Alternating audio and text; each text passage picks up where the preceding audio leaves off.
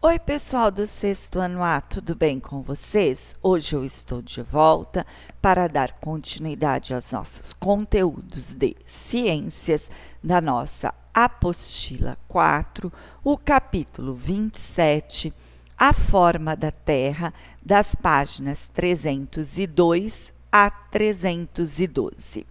Na primeira página do capítulo, a forma da Terra, tem uma imagem. E aqui eu vou deixar uma reflexão para que vocês observem esta imagem. Então, com base na abertura deste módulo, eu queria que vocês imaginassem como que é a forma da Terra. Tudo isso nós vamos falar dentro do capítulo. Então, antes de pensar no capítulo, eu quero que vocês façam essa reflexão para que depois a gente comece a fazer a explicação do capítulo.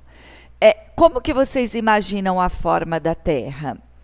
É possível compreender o motivo pelo qual nossos ancestrais, ao observarem o vasto horizonte à sua frente e os conhecimentos que dispunham naquele período, acreditavam que a Terra era plana? Pergunte como eles fariam para explicar a forma da Terra. Então, pensa nessas perguntas, tá? Pensa, como que você olharia, como que você me responderia a todas essas perguntas. E agora nós vamos estudar a maneira correta, como seria isso. Aí você vai ter uma base. Não, eu pensei certo, eu pensei errado. Isso que eu pensei não daria para se aplicar. É dessa forma que eu vou ter que começar a pensar, tá bem? Então, vamos lá. A ideia da Terra como plano, página 303. É possível que você tenha concluído, com base na observação da linha do horizonte, que a forma da Terra se assemelha a um plano. Essa ideia também foi compartilhada pelos nossos antepassados e predominou durante os primeiros milênios de nossa civilização. A mitologia hindu, por exemplo, o mundo representado como sendo sustentado por 4 elefantes sagrados, apoiados no casco de uma gigantesca tartaruga cósmica, como mostra a imagem a seguir.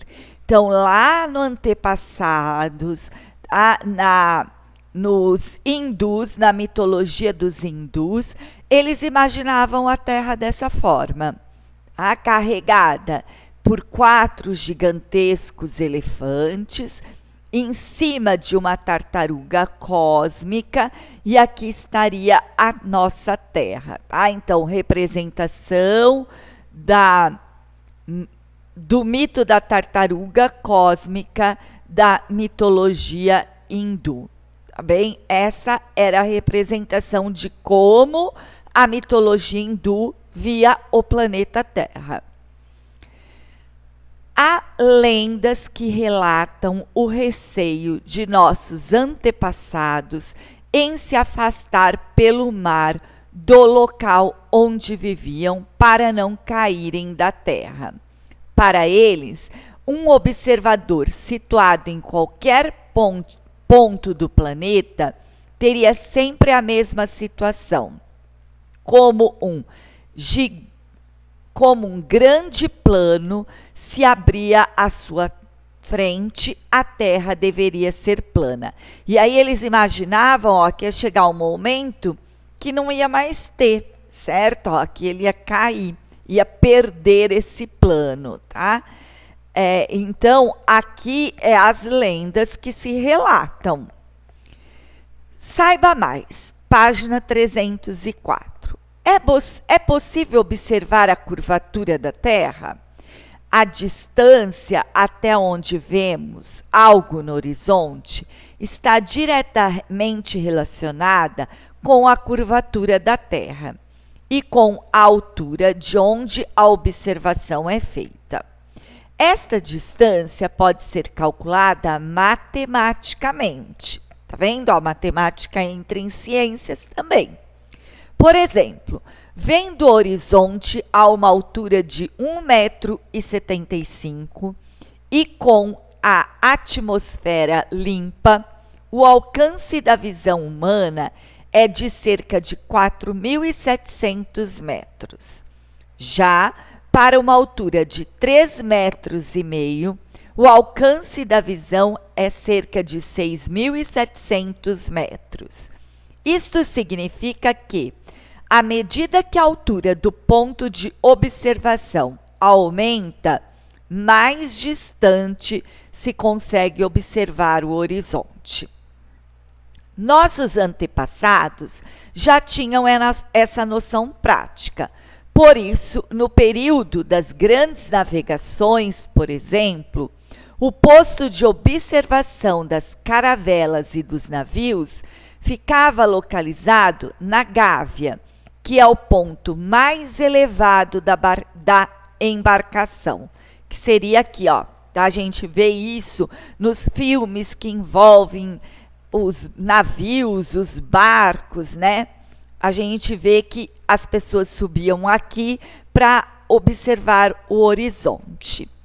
A Terra é tão grande que é possível perceber sua curvatura, mesmo do ponto mais alto do Monte Everest. Precisamos subir a uma altitude muito grande, a cerca de 18.000 metros, para começar a percebê-la.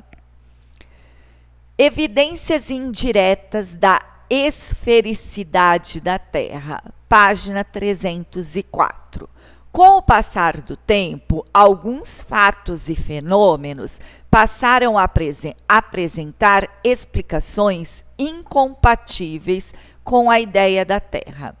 A partir do século VI a.C., outras teorias acerca da forma da Terra começaram a surgir na Grécia Antiga.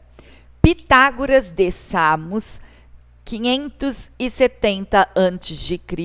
a menos 595 a.C., propôs a teoria das esferas, segundo o qual todos os corpos celestes conhecidos, inclusive a Terra, são esféricos. Pouco tempo depois, Platão de Atenas, 428 a.C. e 1348 a.C., seguido de seu discípulo Aristóteles de Estagira, 384 a.C. e menos 322 a.C., apresentou argumentos com base em observações astronômicas que reforçaram, consolidaram a ideia de que a forma da Terra é esférica. Vamos conhecer algumas das observações e das evidências que indicam a esfericidade da Terra. Todos os astros observados na época, visíveis a olho nu, apresentavam formato esférico. Portanto, a Terra também poderia ter a mesma forma. Aqui ele vê a Lua e o Sol, são astros observados desde a antiguidade. A sombra da Terra na Lua, formada durante uma eclipse lunar, é sempre circular, o que sugere que a Terra é esférica. Tá vendo, ó? Essa sombra que a Lua aqui, ó, faz na Terra, a sombra da eclipse lunar aqui, ó, ela tem sempre esse arredondamento. Então, ela já tem uma sugestão de que a Terra seria o quê? Redonda, tá certo? Devido a isso. E essas eclipses, eles já observavam de que forma? A olho nu, tá certo? Então, aqui, ó, é um eclipse lunar da Terra projeta sombra de forma circular na Lua. E aí eles já começavam a ter a ideia de que realmente a Terra seria o quê? Redonda. A curvatura da Terra impede a visão completa do céu estrelado, cuja configuração não é constante. Ao observar o céu noturno em regiões afastadas, no lugar onde foi feita a observação inicial, constata-se que as constelações mudam de posição no céu, que algumas estrelas que eram vistas em um local não são vistas em outros. Então, aqui, ó, as constelações, né? Aqui ele mostra uma fotografia de alta exposição que mostra o caminho que alguns corpos celestes percorrem no céu, tá certo? Alguns, tá, gente? Então, esses corpos celestes, eles percorrem o caminho aqui de forma o quê? Arredondada. Então, através dessa observação dos corpos celestes, eles também começaram a analisar que a Terra também seria redonda. Experimentando a forma da Terra e as sombras projetadas na superfície, página 307. Essa experiência aqui, ela é bem fácil de fazer, só que ela vai requerer alguns materiais, que provavelmente pode ser que vocês não tenham em casa, certo? Mesmo vocês não realizando a experiência, eu, na hora da correção dos exercícios, eu vou fazer algum comentário de que, se a gente tivesse feito essas experiências, o que a gente observaria dela, tá certo? Então, vamos lá. Mais evidências da forma esférica da Terra. Página 308 e 309. A noção de que a Terra é redonda prevaleceu desde a Grécia Antiga, quando modelos e experimentos foram elaborados considerando a esfericidade do planeta. Um desses experimentos foi a determinação da circunferência da Terra, realizado por Erastótenes de Cirene, 276 a.C. e menos 194 a.C. Também discípulo da Escola de Atenas e diretor da Biblioteca de Alexandria. Consultando um antigo manuscrito da biblioteca, ele descobriu que havia um poço na cidade de Siena, atual Assum, Egito, que no dia do solstício de verão, ao meio-dia, ficava completamente iluminado pelo sol, pois os raios solares atingiam perpendicularmente a superfície da água no interior do poço. Porém, nesse mesmo horário, colunas de pedra da cidade de Alexandria, ao norte de Siena, projetavam-se no solo, conforme mostra o esquema a seguir. Aqui está o Sol, né? Vamos pensar aqui. Os raios solares, tá? E aí eles estão sendo projetados aqui em Alexandria, tá vendo, ó? Eles pegam diretamente em Siena, que seria o poço aqui que ele fala que ficaria completamente, vamos dizer, o quê? Iluminado pelo sol, tá? Representação esquemática do poço de Siena e da coluna de pedra em Alexandria, que está aqui, tá? Ó. Os raios solares incidem perpendicularmente no poço e obliquamente na coluna de pedra. tá? Então, aí daria para a gente ter uma noção do que ele está dizendo aqui. Sabendo a distância entre as duas cidades e o ângulo formado entre a coluna e a sombra, projetada em Alexandria, Erastótenes calculou a circunferência da Terra, obtendo um valor próximo do valor conhecido atualmente. Outra evidência de esfericidade do planeta foi registrada por Estrabo de Amazeia, 63 a.C. e menos 24 depois de Cristo. Retomando observações feitas nos canais do porto, Estrabo afirmava que, quando o navio se afastava do cais e chegava à linha do horizonte do observador, ele começava a desaparecer em partes. Primeiro o casco, depois o corpo e, por último, o mastro. Estrabo afirmou que essas observações indicavam que o navio estava contornando um planeta curvo, caracterizando a esfericidade da Terra. Podemos comprovar esse fato utilizando uma luneta ou binóculos para ampliar a imagem dos navios que partem do porto em direção ao mar aberto.